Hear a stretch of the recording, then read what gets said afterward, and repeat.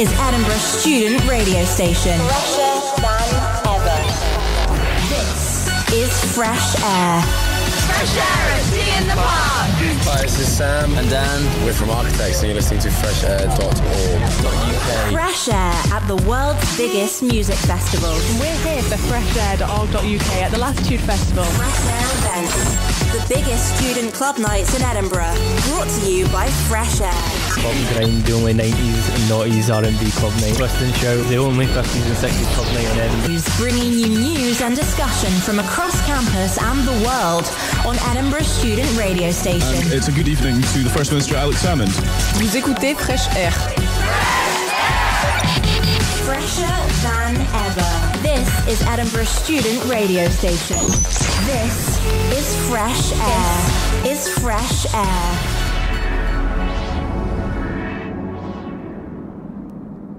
And we are live.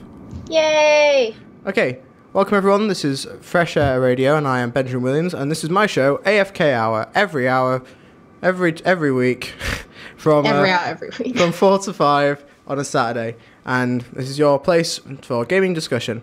So, with me today, we've got my friend Tarina, but who is also a YouTuber known as Androigynous. Yes. And we'll be talking about gaming entertainment and their communities. Mm-hmm. Okay, so it's nice to have you. First of all, what do you watch as an entertainer yourself? Well, I actually watch quite a lot of different stuff. I don't have any specific people that I watch. I just tend to browse, and if there's something interesting, I'll watch it. Because generally what I do is that I look for games which just seem interesting that I might want to play. Okay, so you're not more of like, you don't watch for example, like personality, so you don't like wait in your sub box for Markiplier, for example. Well, I do like Marky Moo.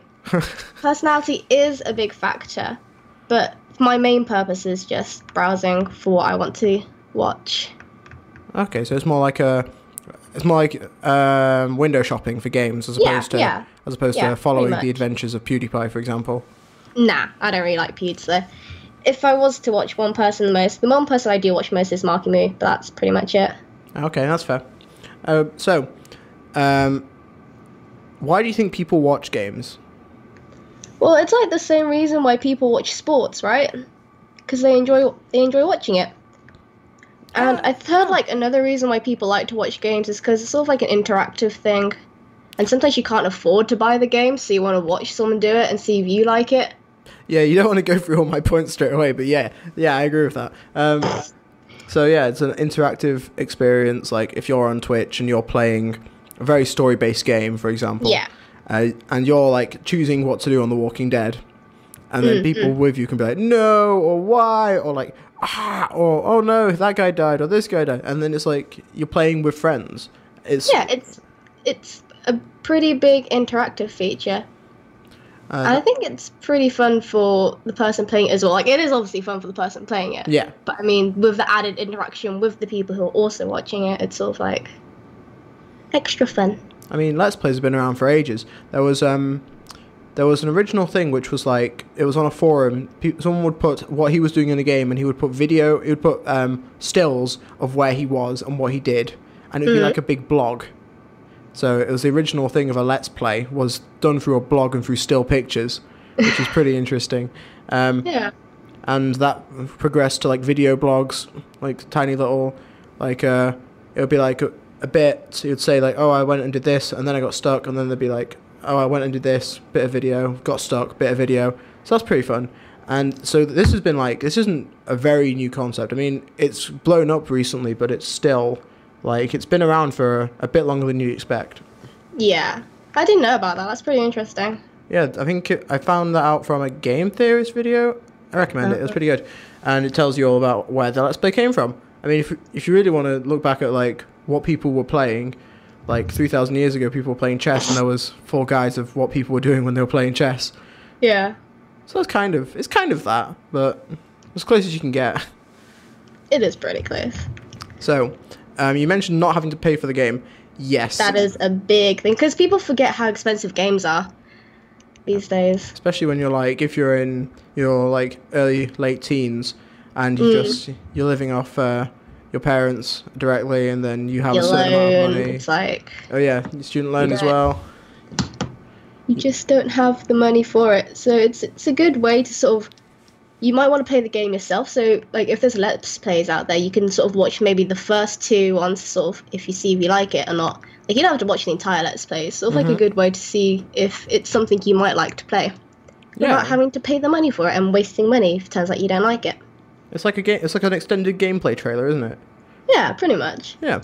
So I agree with that. Interesting way of looking at it. There's another thing as well. People, you know, when like you're playing Hearthstone or CS:GO and you buy a pack or a case, or you open a case. Yeah. That does very well on YouTube because a lot of people just want to watch, like, I wish I had all these packs. Let's watch Kriparian. He'll open like 1,000 packs for the new expansion. Let's see what he gets.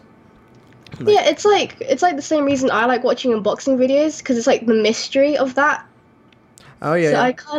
So that's how I would relate to watching people like opening the pack stuff, because it's kind of exciting to see what they get, and it's funny when they don't get good stuff, and it's great when they do get good stuff. So you're just preying on their sadness. Yeah, pretty much. But yeah, for context, Tarina on her channel does a lot of unboxing stuff because she's very into like the kawaii like ideal, you know, with like the alpacas and the Gudatamas and the Hello Kitties, etc., etc. I could do loot crate unboxings actually on Overwatch. Maybe there's quite a few of them around. There's quite a few loot crates around, and everyone's sponsored by Loot Crate nowadays. Yeah. Could try and get some Crunchyroll stuff. Anyway, on topic.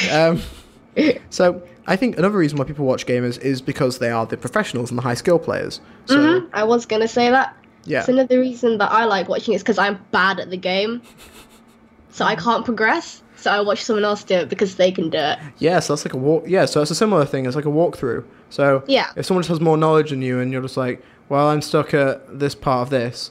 I mean, if you don't know what to do, how to finish a side quest for Borderlands 2, for example, just because I don't know where the thing is, or like if your game like doesn't show you the information very clearly. So there are a lot of games which it's hard to understand. A lot of games which have like these secret achievements. I'm trying to think of an example. Darkest Dungeon has secret achievements, so you can have a whole guide on how to get them. So that's based on like greater knowledge than you to do these walkthroughs. What else is there? Yeah, professionals and high skill players. So, for example, the biggest people on Twitch include I'm a Cutie Pie, who is an ex-pro player for the league. Dyrus he's very big on Twitch. Kriparian, who's biggest Hearthstone guy. He's not a professional, but he's like commonly accepted as one of the best guys in Arena, which is like not competitively, but the Arena mode, which is still very like accepted. Still pretty hard. Yeah, it's not like Wild, which is there's 3 main ways of playing. So there's ranked, standard, ranked, Wild, which uses all the cards that have ever existed, and then there's Arena, and Crip's very good at Arena, so he gets a lot of viewers. But there's another thing, which is personality. So a lot of people who followed PewDiePie originally, back when he was at 1 million subscribers, 2 million subscribers, would have followed him for like, the horror gameplay. He gets scared of horror games, and it's quite funny to watch. And also, hey, look, horror game, you can play that. But people continue to follow these content creators because of their personality. So if you hadn't been like, if you hadn't created this PewDiePie character who's very out there, and then have this withdrawn personality behind that people could relate to, he would not be as popular. That's true. And that's what streaming devolves a lot into. So you get some people like Rekfall, who used to be a pro WoW player back when MLG World of Warcraft was a thing, and nowadays he plays a bit of Hearthstone, and he just talks, and people just like to follow his life.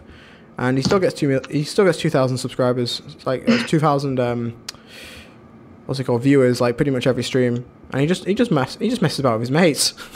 Yeah, it's the sort of interactivity of it. It's like a sense of community, really, like you're part of something. As much as community. Oh yeah, sorry. Yeah, which is why it's such an important factor actually to have a good personality when you're a content creator.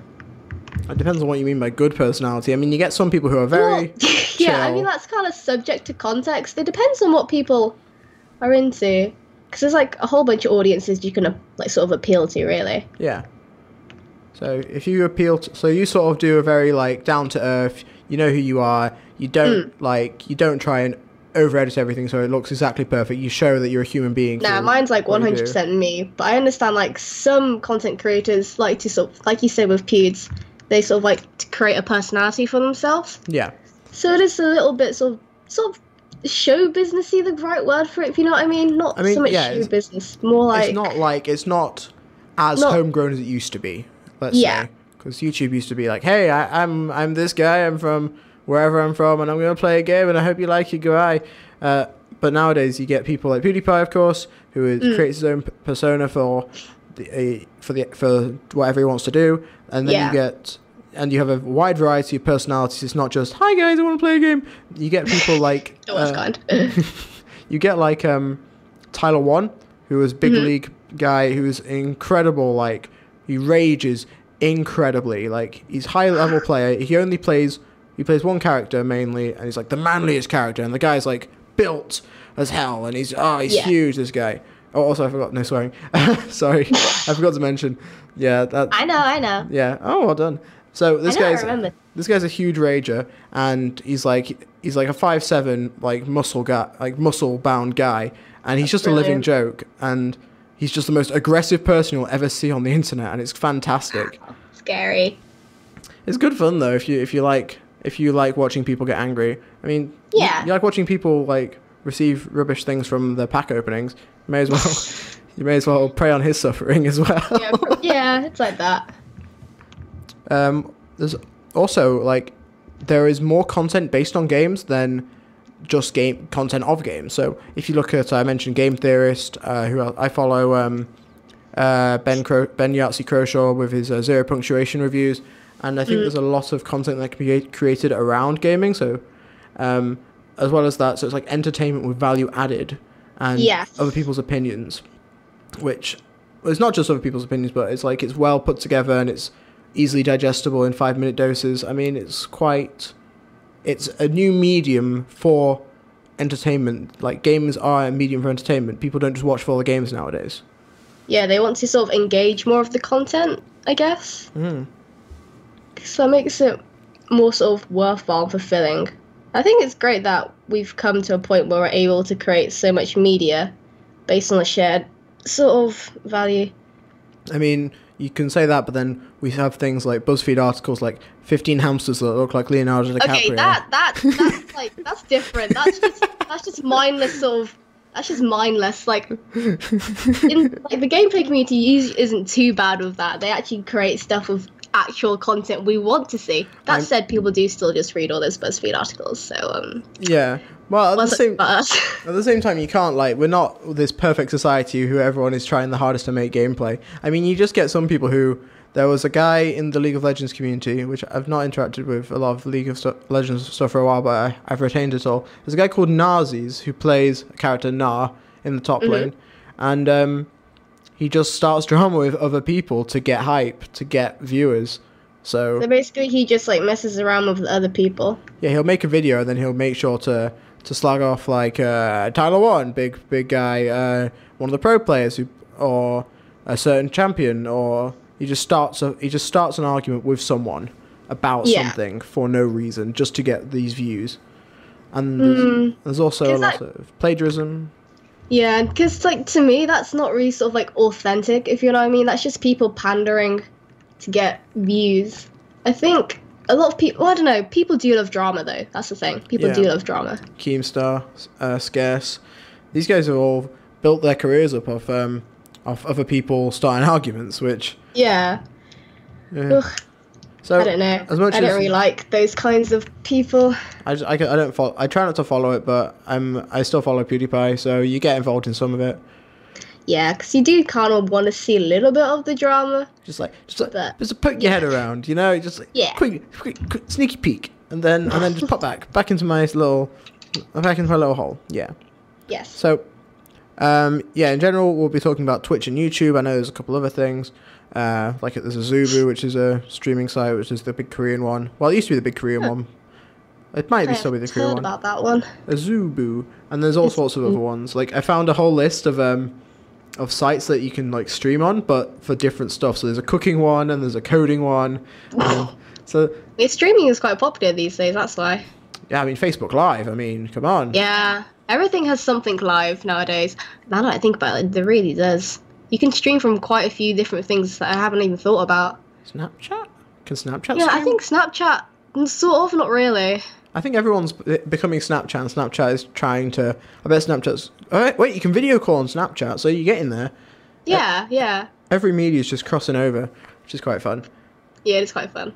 But it's also kind of annoying because, like, ooh, do you want a video call? Cool. And then they send you like a WhatsApp request, and then it's like, oh, but I was going to use Messenger. And then someone else is on Skype. I mean, who really uses Skype apart from me and my radio station? Yeah, no one really uses Skype so much because it's like so much more accessibility elsewhere. Yeah, I mean, my last guest had to re-download it for me. So, Wow. But it was worth it. He was from Prague, so that was like, wow, distance. International show. So fancy. Yeah. So, we're going to take a quick break. We're going to play some music that I've chosen, and we won't be able to talk for a bit. But when we come back, we're going to be talking about Twitch in particular. So, Stay tuned. This is Edinburgh's student radio station. This is Fresh Air. Welcome back, everyone, to AFK Hour on Fresh Air Radio. I'm Benjamin Williams. I'm here with my friend Tarina, Androgynous on YouTube, and we are talking about gaming, entertainment, and their communities. So, welcome back. We're going to be talking about Twitch now. So, what do you think of Twitch, having been a streamer before? Twitch is really quite fun, actually. I mean, I know there are a lot of people who have blown up for the wrong reasons, but overall, I think it's a really fun, interactive community for people. Yeah, that's one thing about it. It's really interactive, as in these people are right there in front of you. It's live, it's unrehearsed, and it's potentially full of drama because of that. Because you can't really censor yourself when you're live. It's quite difficult. No, that's true. I mean, we're doing quite well. We've only had a couple of people swear on the show, which is fine. Curse you, Sam. Sam swore twice.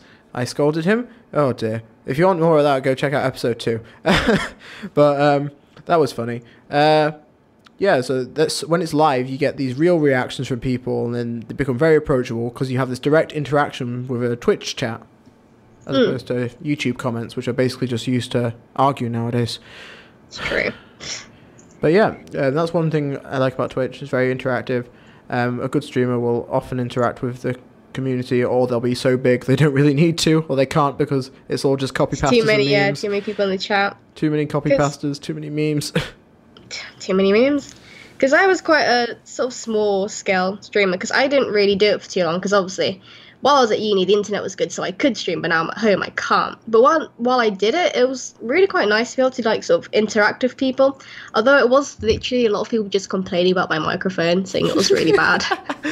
That's one you do thing. get hate on streams, even if you're a small one, you do still get hate, which is one negative, but I mean you can expect that in anything you do. You're always going to get 1 or 2 haters. Yeah, people go you on know the what you're internet. doing. People just go on the internet to vent a lot of the time, so if they just need a break and you're just there and you're an easy target, it's like you're offering yourself out to people, like saying, hey, look, like me, you'll enjoy this game with me, I promise.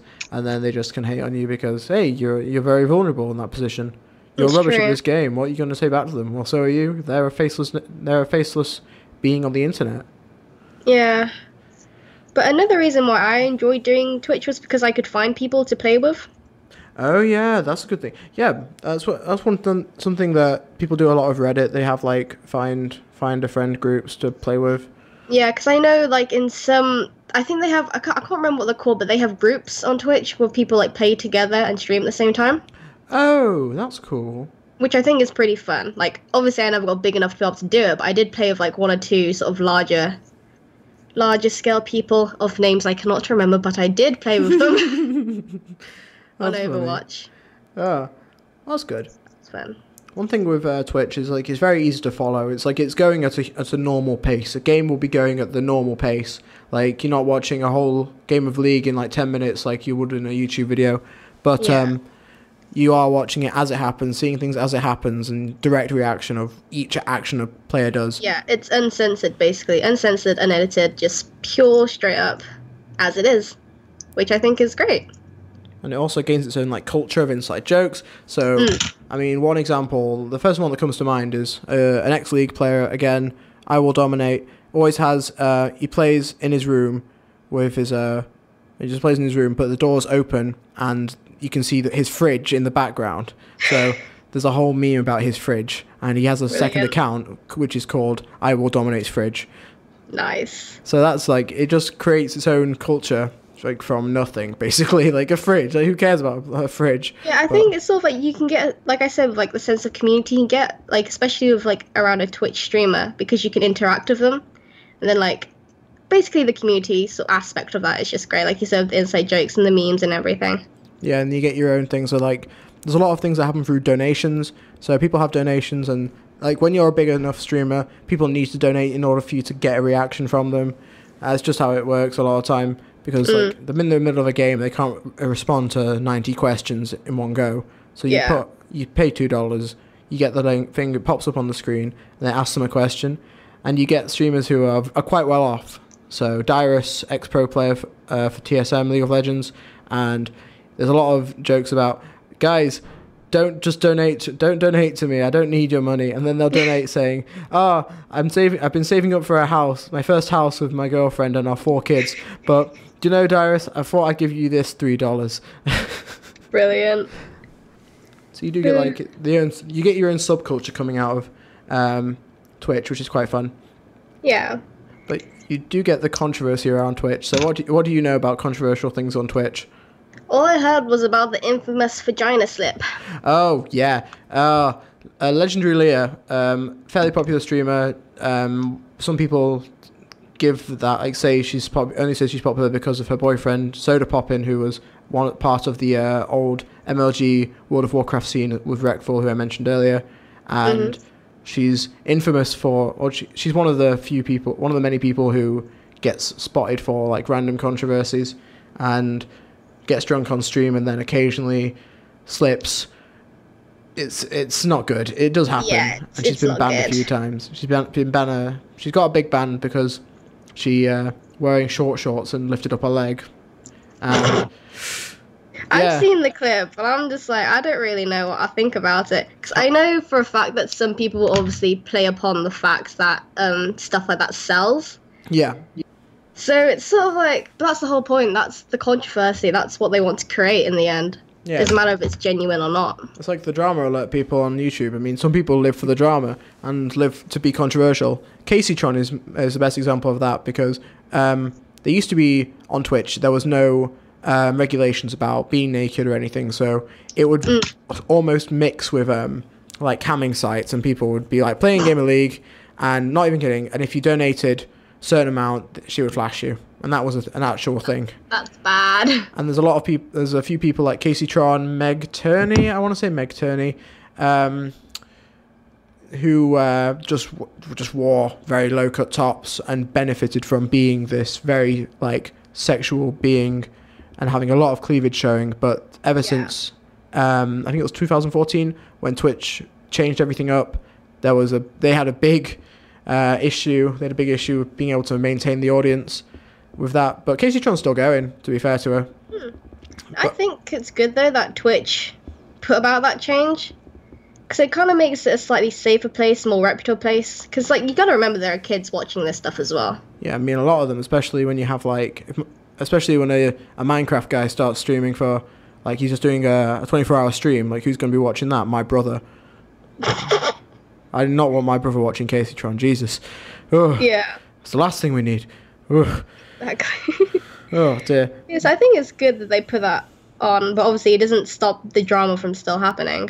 No. Which I would say that's kind of a very big sort of negative about the Twitch community, that we have this seedy side, in spite of all like the positive aspects, that there's still sort of this big negative we've got going. Yeah, I mean, I've followed Rekful for a couple of years now, and I even dressed up as one of his memes for Comic-Con. That's the extent. That was great. That was great. But he's been involved in a lot of drama, not through his own doing a lot of the time. He just gets into arguments with people. As you do. So there was a Hearthstone guy called Masan SC. I think it's Masan SC.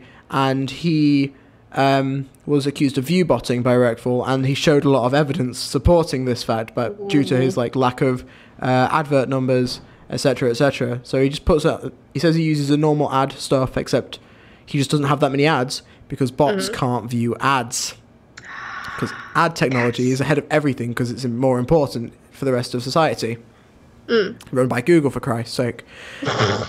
So, yeah, I just had to check it wasn't swear word. Had to pause for a sec. Yeah, a mini pause. So, there was a lot of controversy around that, and then there was also the whole Mitch Jones scandal with Wreckful.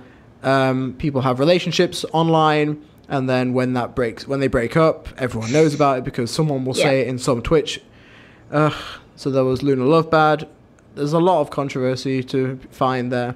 What else was there? CSGO Lotto controversy with, was it Phantom Lord? Was it Phantom Lord Was that X? the one where the dude was gambling and it turned out he actually owned the site? Yeah. I think it's like, Yeah. well, maybe people knew that he owned the site, but they didn't know it was rigged or something. Like, he was using in-house money to do it, basically. Yeah, something like that. I don't remember what, but I remember that it was around CSGO Lotto and it became a popular joke for a while. But another thing with Twitch is people used to get banned for eating on Twitch, whereas that's actually... I didn't know that. That's kind of dumb. like eating and not doing anything else. So if your whole activity is eating... just eating. Yeah, so if you're not playing games, you weren't allowed to do anything. But they've opened it up more. So there's this Korean thing called mukbang where people would just watch other people eat and just chat with them. So it was like Twitch, but instead of games, it was food. I would watch that. There's a whole section on Twitch now called social eating. That's great. So if you're like a personality streamer, if you're Wreckful and you've ordered like your 3.5 burgers or whatever, then you can eat and chat with your chat, and it's pretty good. And you can also there's also the whole get creative area, so people can like do singing. So there's Kai Hammer who just does people songs. who do drawing as well that I've seen. I've seen people do cooking as well. So I've seen a couple one league guy do cooking. I've seen 2 Hearthstone people do cooking. It's wild. Hearthstone people are just tragically awkward, so it's fantastic to watch. Because like in gaming houses, people they'll just record themselves because they're streaming. They don't want to stop streaming. It's good ad revenue. People want to watch. Yeah. Let's just watch you guys cook salmon. Why not? Yeah, why not? I mean, like I said, it's like an interactivity thing. Like people are like attached to these people, so they want to know more about them. So I think it's good that Twitch has opened up to these kinds of things as well. Like it adds another sort of element to it. Yeah. More intimate, I guess. It is, but you can get to the point where it's too intimate. So there is a fine line. So you get big streamers. You get Grow Score, for example. He has had, well, before he got banned, of course, with Rip Grow Score, but he's had police around to his house. He's had hookers sent to his house. I think I saw that. People found his home address, so and they ordered all the there is a lack of takeaways. privacy. He got between them. They got every takeaway. The Twitch chat got every takeaway in the area to visit this guy once, which is a random Oh my god, order. that is great. And like, if you find the number and you don't pay before, he owes the money and has to eat this takeaway. No, that was so bad. So that's what happened to Grow Score. I guess it means the audience can be pretty savage as well. Yeah, I mean, you can start actually interrupting people's lives, and like some of the people on the internet, you know, they do know some basic hacking skills. I have a friend who could break into someone else's Wi-Fi and mess about with their and like put a keylogger down. He did that. He did it for fun. He's not a fisher, but he figured out how to do it. So props to him. Not mentioning him, not mentioning his name. Who else is there? Oh yeah, swatting was a thing. Swatting was actually a thing. Do you remember swatting? So. Oh, you mean where they called the? Yeah, you call the SWAT. You get a SWAT team placed on someone. That happened a couple of times to people on stream. Was it Kutra? I feel so sorry for those people. Was it Kutra? I don't think it was Kutra. It reminds me of Kutra. It was CSGO. I'm pretty sure it was CSGO, but I don't know. That would make sense. Yeah, so someone did that to them. Brilliant. And oh dear. They didn't know how to turn the stream down because these guys are police officers. They don't know what's streaming. They don't know what's streaming. A lot of them 40 big muscular guys who've been like shooting people for a living. And so they were just like standing there watching this computer with their face poking back at them. Oh, the clips so are bad. immense. But these mishaps, they do happen. Wreckful from before, he gets his phone number. He got another Twitch streamer's phone number leaked. Oh. So Mitch Jones, another guy from WoW, got his phone number leaked, and he just got spammed by guys from chat. Brilliant. And I saw something where he was eating in a restaurant, and then someone just called up the restaurant and said they had to talk to him. So, excuse me, there's a guy here, he's a bit balding and he's wearing a ridiculous t-shirt. Can you go send me to him? I'm his cousin, Steve. And it's like, they're not your cousin Steve. They're just gonna be some pleb from chat. Yeah.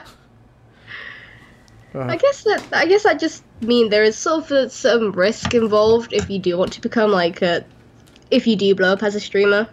I mean, yeah. Stuff like that would happen. You just lose some elements of your privacy because you put so much of yourself online anyway. It's hard to mediate which bits people can see and which bits people can't. Yeah, I think I've heard about people having to move their house because people found out their address. So they have to move. Could be a thing. I mean, some people do it very well, or they show it enough but don't give everything. Yeah. So I've seen Sneaky not answer certain questions. Another league guy. Also, some people really embrace it and become very much lifestyle, content creators. So yeah, I guess it depends on the person if you're able to handle sort of that much sort of attention, I suppose. Yeah, it's like the FaZe guys who all live and work in the FaZe house, playing their respective shooter games or whatever. They all vlog. Pretty much all of them vlog. Yeah. And they all stream. They all vlog. And it gets to the point these people basically live on the internet. They have a camera on until they go to sleep. Yeah, from when they wake up to go to sleep, and it's hard to separate yourself from this, I would say. Yeah. Because you want to interact with your audience, but you should also have potentially your some own privacy. Yeah. Yeah. And there's also a thing. It goes a lot harder than I thought it would. I didn't realize it was that extreme, to be honest. I mean, you don't want to me, that is kind of extreme. Yeah, I mean, if constantly in the eye of the public all the time. Yeah, I mean, I've seen in a couple of your videos you've been very cautious, and that's correct. Being more cautious is better than less cautious, and you've made sure to cover up all things with your address. That's important. I don't want people stalking me down because obviously I wouldn't say I'm technically sort of an internet personality. Obviously, I'm not going to say I'm a huge one yet because I'm not a huge one yet. But it doesn't hurt to be careful because it doesn't mean if I ever did blow up and I had enough mistakes in the past, people could still mess me about if I wasn't careful. Hunt them down. It's they can just they can go sifting and people will find that sort of stuff. Yeah, people will find. If it's on the internet, it's subject for everyone to see. There's also the whole risk, the whole female risk, because you can be a bloke is less likely to be stalked by one of his viewers. I mean, he might be intercepted and said made them say hi or whatever, but it's not likely they're going to get weird things coming in their post, for example. No, yeah. So there's also that risk, which is worth taking into account. It is quite important. As well as just receiving takeaways and police at your house. But so bad. I saw those clips and it was so funny. Couldn't help but feel sorry for him, but it was absolutely fantastic. Yeah, I saw the hooker one and I was like, of course. Of course. Dear. Poor Groscore. Rip Groscore. There's also the aspect of it's very easy to get into Twitch. I mean... it is. All you need is a webcam and you're good to go, pretty much. I mean, even I've experimented with it. I just have my laptop and it's it's fairly low power. It's not some big gaming device, but I could stream Hearthstone as long as you've got good internet, you're pretty much set to go. Yeah, it was pretty easy, and it was just I'll do that. I'll try it. I can try it out, and everyone can give it a go. And yeah, because Blizzard has the option to stream now, doesn't it? Only through Facebook. It does it through Facebook. Does it through Twitch? Because I did it through Facebook one time, just as an experiment, and I got all the guys from my rugby team just harassing me. Nice. They were watching. Yeah, that's the funny thing though. When you first start out streaming, it's your friends that you know in real life who bother you first. Yeah, it's good fun though. Quite funny. It's fun because then your friend is like, "Hey, look, you create content. I'm going to ask about your content." It's just thank you for maintaining this charade, friend. Yes. Big me up to your friends, will you? Like and subscribe. I will talk about the show on my diary tomorrow. Yes. And I'll tell them how terrible it was. I'm kidding. No, it's a good show. I'll say it was a good show. One thing about Twitch as well, you make VODs. So even when you've made your thing, it's recorded, and then you can listen to it at your pleasure, such as with this show. So if you, for example, turned up late and wanted to hear more about Androgynous's YouTube channel and what we talked about in the first part, you can access this online from my Google Drive link, because SoundCloud doesn't like me. crying. You only have a 3-hour limit on SoundCloud, and I'm going to have like 10 shows. That's dumb. I don't want to pay for SoundCloud. But yeah, Hell no. we are going to take a second break, and when we come back, we're going to be talking about YouTube culture, and fun stuff like that. Stay tuned. On campus, on mobile, and online, this is Fresh Air. Hello, welcome back to Fresh Air Radio. I'm your host, Benjamin Williams, and this is my show, AFK Hour. Today, we are still here with Androigynous, also known as Tarina. Hello. And we are talking about, what was the title? Gaming entertainment and their communities. I wrote like 4 different titles. I didn't remember which one I chose. Well, they all sound the same, so if you said different ones, it's alright. I don't think anyone would notice. Or 5 people listening, you know. But yeah, we're going to be talking about YouTube now. We've talked about Twitch, talked about like our general, like what we like. So with YouTube, why did you choose YouTube over Twitch in the end? Well, the main reason was internet. Oh. Yes. But I mean, if I had to compare both, they both have their own merits, you know? Like, Twitch was fun with its interactivity, but I feel as though you can build an audience a lot faster with YouTube as opposed to Twitch. Yeah, it involves... So that was one of the reasons I ultimately went with YouTube. Okay, I mean, it does involve, like, you can watch a YouTube video at your leisure, as opposed to, hey, this streamer streams between 1 and 6 every month, or every week, or whatever. Every month. Every month, not every month, probably every month, but also, like, Monday, Tuesday, Wednesday, or whatever. Yeah. Like, you have a set schedule, and people have to follow that schedule, which is kind of annoying. Whereas you can't watch VODs. The streamer also has to follow that schedule, too. It's a little easier if you don't have to. Yeah, that's true. And if people can just pop up and just be like, hey, this guy's online, I want to watch them, cool. But it's kind of annoying that. Whereas YouTube, yeah, it's all at your leisure, and you can watch it anytime, and it's still the same. Whereas you can't. It's kind of sad watching a VOD because you want to interact, really. Yeah. That's one of the reasons you go on Twitch, really. But there's also the aspect of, like, you can add a lot to a YouTube video that you can't add to a Twitch stream. So like editing, basically. Editing. Yeah, because, like, sometimes if it's a Twitch stream, like, it's not always interesting, the gameplay. Like, obviously you're going to have boring bits in a Twitch stream. But if you have YouTube, because of the editing, like, you can just have all the best bits, basically. So you get all the good stuff instead of having to wait for the good stuff. Or it's just takes a bit longer for the good stuff, if you know what I mean. So that's good, yeah. And you can also add stuff. You can add your own, like, you can add extra humor through editing. So you can do your zooms, you can do your captions, you can do this, that, and the other, as you would know. The zooms are important for comedic effect. Yeah, comedic effect is pretty fun. But I think being able to add this extra production value allows a greater scope of stuff. I can't think of a better way of saying it, but you can make things a lot more professional with a YouTube video. So it's a lot more finished, not so much finished, it's just... polished. Yeah, basically. It's more entertaining sometimes, because, like you said, it amps up the value of a lot of moments. Like, some moments may be funny on Twitch, but if you add on, like, I don't know, explosions in the background, some weird music, and you really got something going in your YouTube video. Yeah. Well, with Twitch, you have, like, the best thing you can get is something spontaneous and drama-related and something that really shouldn't have happened. That's what you're waiting for. Whereas YouTube, you can ham up, like, the actual funny moments. Or someone accidentally shoots themselves when they're supposed to kill someone else, and it's very funny. But, yeah, you can really play up the moments. Yeah. Max out the effect. And you can make those montages which have done well for people in the past. What else? Oh, yeah, production value. You can get whole, like, shows on YouTube instead. So you don't just need to have... So there's YouTube Red, of course, where you actually have, like, fully produced and directed and this, that, and the other series of TV shows. Pretty much, like, made by... They're made by YouTubers, but they're treated like TV shows. But before that, you have, like... So Game Theory had its own YouTube Red show, but that's because as a show, as a YouTube show, they're about 15 minutes long anyway, and they always have high production value. Everything's done through editing, everything is explained and has visual aids, as well as just being a guy making a theory about a game.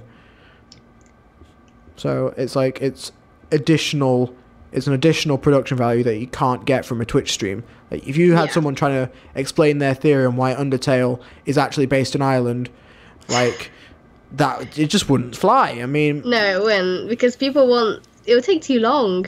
Yeah, basically, it's something you have to, like, some aspects do kind of need to be planned out for it to really have an impact on the audience. Yeah.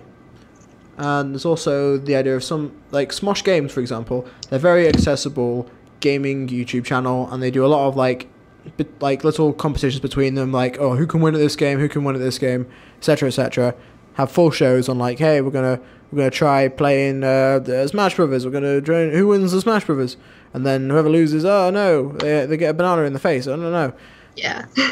And it's a lot easier to do when on a YouTube video, whereas a lot of things can go wrong, and the illusion can be destroyed if it was going to be on Twitch, because everyone would just be like, oi, no, you can't do this. Why you can't swear on this show. This show is for like people watch Smosh like when they're kids. They don't want to see us swear.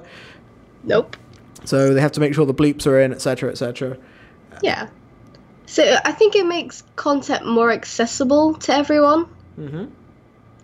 Because, like you said, because obviously, like in some like content producers, they won't swear, etc. I think like it makes it more accessible to all ages. Mhm. Yeah, that's fair. Like a wider audience, like more accessible to a wider audience. It's not as tight knit. Like, not like I have anything against tight knit communities, but I think like having accessibility for entertainment is good. Yeah, and you can also, it's something you can, if you have a good YouTube video, you can watch that with people. Whereas it's kind of weird to watch like a Twitch streamer that you follow, because chances are not everyone follows them that you're going to be with. Whereas a YouTube video, you can kind of rely on, hey, Game Theory, you like Game Theory, right? Oh yeah, you like Undertale, right? Yeah, oh, watch one of these. Okay, let's go watch one of these. It'll be fun. Yeah, sure, sounds good. And it's like, it's a reliable like medium. You can more likely fall back on it, whereas you might watch a stream, a big League streamer stream, and he might just die. He might just lose all 5 games he plays that day. He might just fail. And it's just, that's kind of sucky for both him and you. It's like, you want to have a good time when you're watching these people. You want to see some crazy plays. You want to see someone flash over a thing and shoot them with a thing and a wow. But sometimes it doesn't happen. Yeah, explosions. Explosions are important. Do they have explosions? Yeah, they have some explosions in League. Yeah, that's fair. What else do we have? Yeah, you can have things can be more educational. So let's say you're watching Pro League player. He can sometimes explain some of his plays while he's doing it, but if he was cropping it all together and like you can put stuff in you can put like some captions to explain what happened. Yeah, you can do like a proper voiceover. Like it also makes the games also more accessible to the people who also play them. Yeah, so it's like you can watch the game more than just see how he's reacting to chat, for example. Yeah. So with Hearthstone, it's often done by some good editors with lethals. So if someone misses lethal, like quite a difficult lethal, you can get your editor can show all the cards and how they would make the lethal in that place. And that's like a way of showing the game.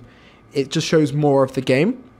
So then you're less likely to have people complaining, saying, oh, he missed it, whatever. Or say, oh, I missed it as well. How would you kill someone in this situation? Oh, you got to use the hero power and the da-da-da-da-da.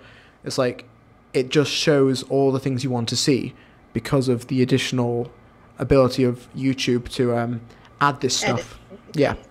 Yeah. There's also the aspect of showing a lot of yourself on Twitch is also true of YouTube. Like, again, it's very easy to give away your personal details, tell too much about yourself, kind of cause drama. With YouTube, there's like, you can edit all that stuff, basically. You can edit it, so you have that freedom, but you still give away a lot of yourself. It's true. You can still, oh yeah, you mentioned your girlfriend. Oh, who's your girlfriend? I want to know, is she a streamer too? Is she a YouTuber too? Harassment in the comments. Yeah.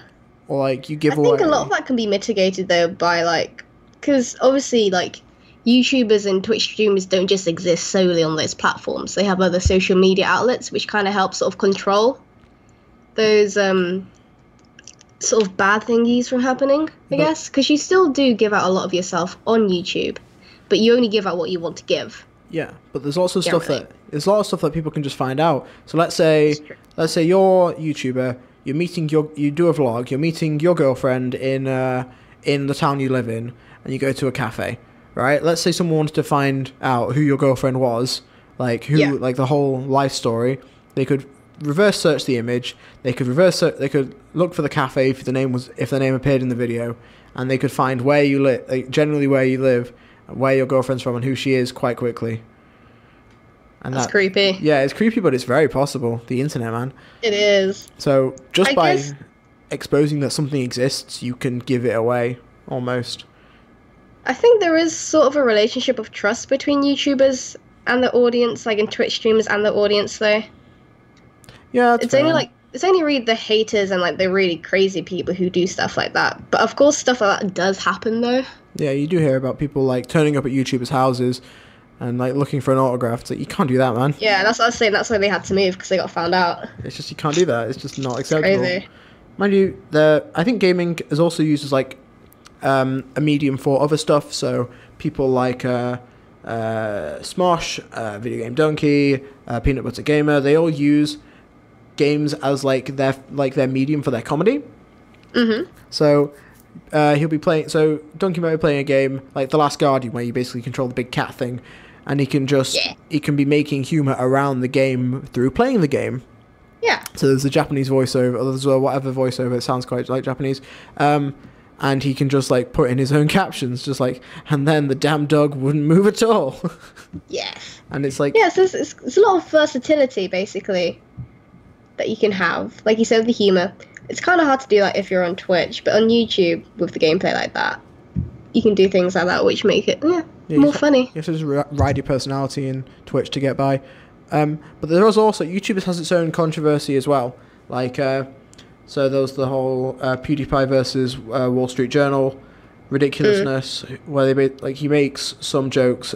He made that Fiverr thing, and he does some references to Nazis based on like YouTube controlling everyone and not telling them what's going on, and he makes a lot of. He defends the point of you can make a joke about anything, but some things can be taken out of context, and he ends up losing his deal with Maker Studios. He ends up losing second season of his YouTube Red show, which is quite bad. Well, I don't like Pewd, so I'm just like, yes. No, wait, no, but even so, you want to support the creators. You don't want to support mainstream media taking things out of context, because that could happen to anyone. I suppose. I mean, but I think that large content I can't even say it anymore. Content creators, that's it. Large content creators, like, they have to remember that obviously, like, what they say and do does impact their audience. Like, the audience would take on those ideals and stuff. So I understand that some media will try to police that. But obviously, everything does have its context. But I'm still saying that it doesn't exist within a bubble. Yeah. Tell that to JonTron. Keep your politics to yourself, JonTron. Okay, well, I guess that's been our show. That's pretty much been our show, I think, too. Yeah, so thank you very much for listening. It's been good fun, and hopefully we'll hear you back. You'll join us next week. Well, not join us. T won't be here, but I will be. See you next week. I'll be lurking, listening. Wait, see you next week. Oh, wait, we good? Yeah. I think about time to end. I'm trying to think. There's a guy outside. Okay. Weird. Okay, thank you very much for listening. Goodbye. Bye.